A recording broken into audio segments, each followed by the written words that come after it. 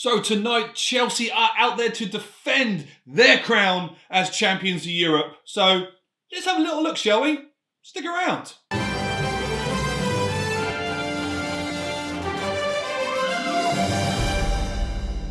Hello friends and welcome back to the Blue Pride of London. I am your host Nathan and it's an absolute joy to have all of you here today. Before we go any further, I do want to give a shout out. If you haven't yet subscribed to the channel, it would mean so much to me if you would consider doing so. And if you want to stay up to date with everything that we do here, hit the bell button also. And if at any point you enjoy this video, please consider hitting the thumbs up button just down there. It really helps the channel out. So thank you if you've already done that. And if you haven't, what exactly are you waiting for? Right then guys, so we are back in the Champions League. It is now time for Chelsea to defend their title as champions of Europe. And I think we're starting off with quite a nice little easy one. We have a home tie against Russian side Zenit St. Petersburg. Maybe saying that wrong. Sort of like a bit of a theme really. I'm dyslexic, so please forgive me. But Zenit St. Petersburg are a Russian outfit.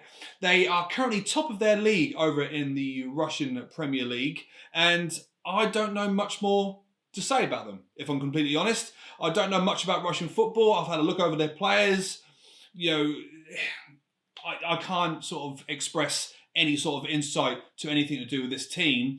But I can probably give a little bit of insight about what we're going to do with Chelsea. But with the defence of our Champions League title, it does look into our favour.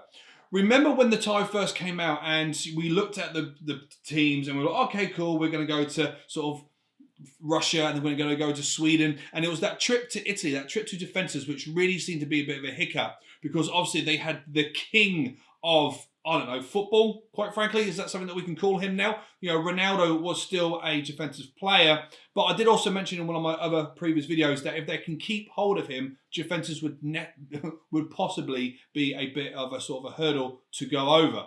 But post Ronaldo, Juventus aren't doing very well. They currently lie 16th in Serie A. And yeah, it doesn't look like that we're going to have much difficult. Upon research of this particular game, I can sort of like point out that Chelsea and Zenit St. Petersburg haven't ever met in a European qualifier or any type of European game. So that means we've got a nice new opponent, which is lovely. It's one of the reasons why we like playing this competition. Yeah, we like being up against the Barcelonas and the Bayern Munichs and, you know, I say Real Madrid, but, you know, we've only played them 4 times in European competitions and we're undefeated to them. So hopefully, ching ching, this will continue. But something else that I hope will continue is our unbeaten run in group games.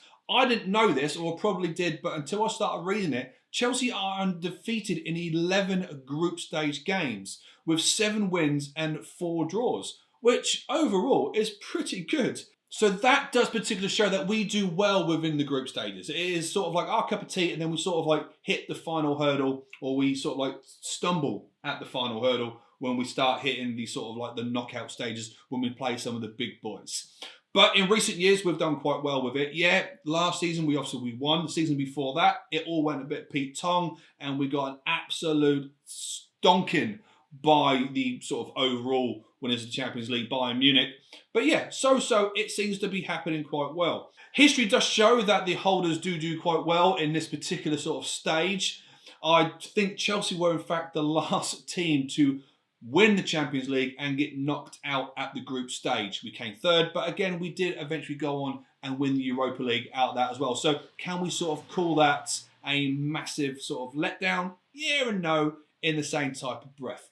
So we are here to defend our Champions League. The weather outside is absolutely disgusting. So it looks like it's going to be a bit of a wet affair, which does that suit Chelsea? UEFA have also released a brand new match ball for this season's Champions League.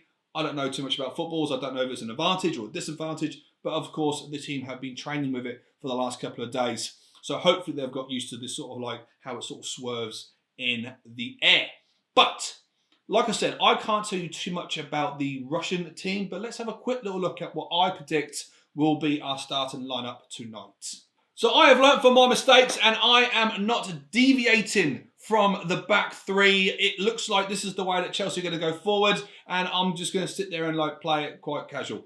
Yes, it is the opening game. Yes, it does look like to be an easy tie, but I think Chelsea are definitely going to want to put down a marker here. So I'm not looking at many changes. Yeah, we rested quite a few players for the Aston Villa game. Mason Mount didn't even come on, so I think he's been rested for this particular game. So, of course, I have started Mendy in goal. I think Mendy is our goalkeeper for the Champions League and also the Premier League, and I think Kappa will be playing the smaller cup competitions. So Mendy, Mr. Reliable, especially after that performance against Aston Villa, you know you want him between the sticks in these bigger type of games.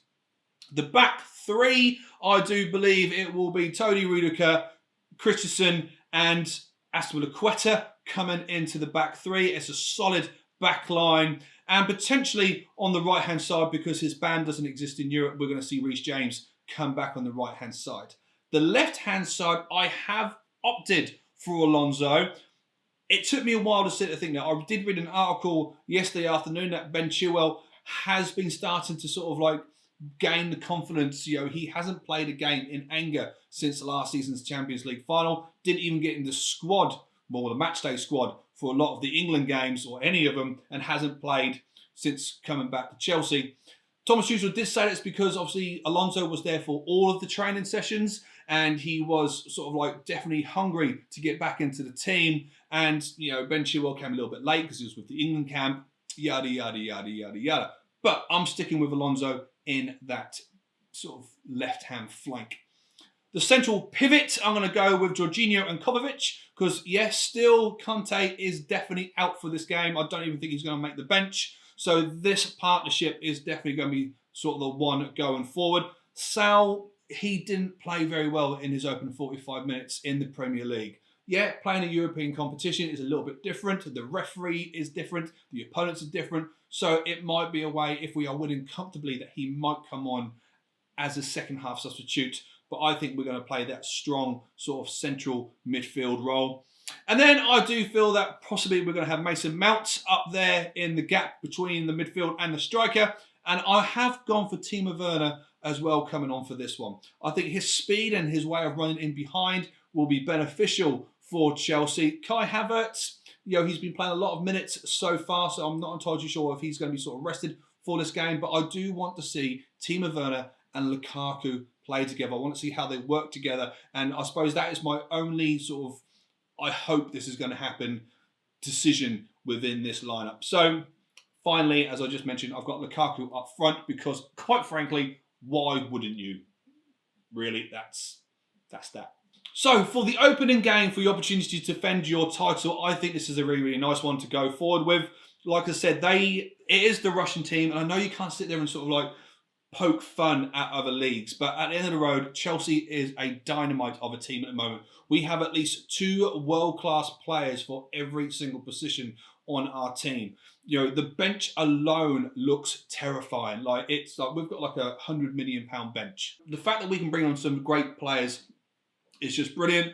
And, you know, I think Chelsea are going to have a nice little walk in the park. Plus, they also want to show that they are not just an English team that won the Champions League and just sort of follow on for.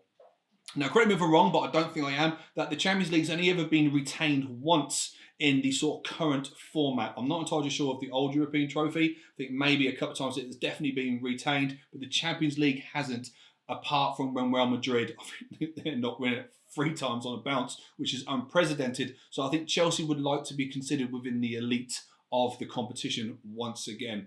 We have looked in previous Premier League games like European champions. Sometimes that does happen, especially with the Premier League and especially with English teams, because how difficult the Premier League actually is. Man United or Liverpool have won the Champions League and the next season they sort of like flutter a little bit because how challenging it is. And then when you look at the likes of Real Madrid or the Barcelonas after they've won the European League, they still look like European champions even in their domestic leagues. And I think Chelsea has also shown that this season in the Premier League. Against Aston Villa, we didn't have to hit our 5th gear. We just sat there comfortably between 3rd and 4th gear, just sort of knocking the ball about. Yeah, they gave us a game, but at the end of the day, we still walked away comfortable winners. Which, that's how you win championships. You know, you don't play to your full capacity. You soak in the pressure and then you just sort of like hit them with the deadly blow, which is what we now have with Lukaku. I know many people made a big point of it. We won the Champions League last season without really scoring that many goals and an out-and-out striker. We now have that. So I feel that this is going to be a very, very sort of promising lead up, at least to the semi-finals. At least. If we don't get that far, I will be disappointed. But I do believe that we have the squad and the mentality, which is what Thomas Tuchel was bringing into the squad. We're not just a Chelsea player.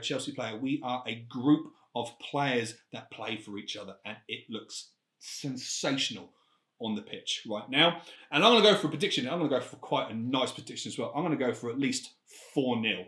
If we don't score at least 4 goals in this game, you know, just to sort of lay down that marker to show the rest of our group who aren't doing well. You know, this is quite an easy group now that Juventus are having issues post Ronaldo, that I think we should be able to like win 6 out of 6 and walk into a nice, easy sort of like first knockout tie.